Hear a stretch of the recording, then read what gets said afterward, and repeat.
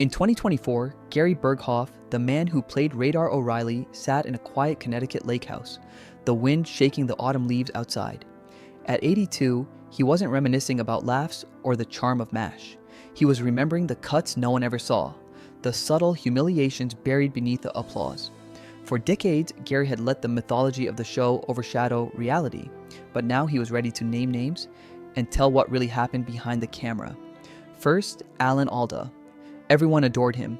The wit, the warmth, the moral compass of Hawkeye Pierce. But to Gary, Alda wasn't a friend. He was a master of quiet sabotage. Lines disappeared, scenes shifted, laughter was stolen.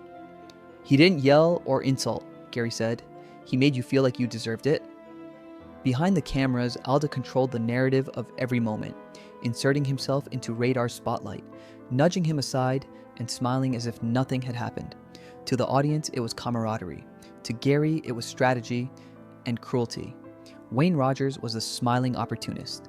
The affable trapper John on screen hit a different man off it. Rogers' charm was camouflage, his southern ease a calculated distraction. He listened, nodded, and then used Gary's own words against him. A conversation about pay, betrayed, a moment of trust, sold. Every smile was a landmine. Gary stopped speaking to him entirely, retreating into silence as a quiet protest. Yaimi Farr, everyone's lovable clinger, was a different sort of predator.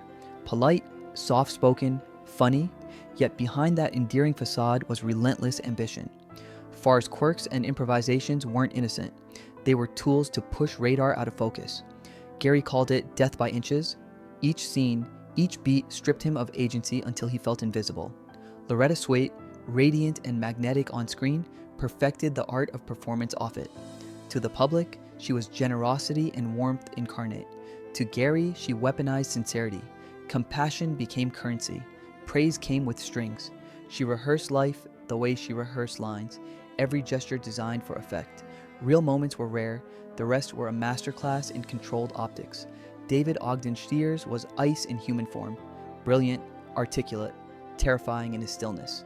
A quote from Kierkegaard, mid-snack, a correction midline, a glance that froze conversation.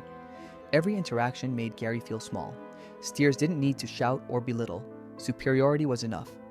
Every set visit became a test, and Gary learned to pass silently or retreat entirely. Larry Linville, Frank Burns in flesh, never turned off the character. The sneer, the muttered insults, the undermining whispers, they continued after the cameras stopped. No big confrontation, no shouting, just steady, quiet erosion of confidence, making Gary doubt himself in ways no one would ever notice.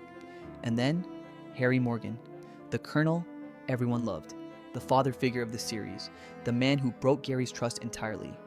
On set, Morgan could be merciless, snapping over minor mistakes, turning admiration into fear. "He made me stop trusting good men," Gary said. The last pedestal crumbled. Why speak now? Gary Burghoff didn't want pity, he didn't want headlines, he wanted truth.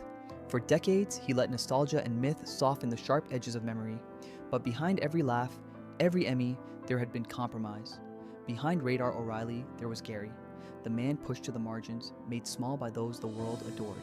Some battles aren't fought in Korea, some happen in trailers, in scripts, in silence. And sometimes courage is simply telling the truth, even decades later. Which of Gary's revelations surprises you most? Did speaking out reclaim the story, or open old wounds better left buried? The spotlight may fade, but shadows linger.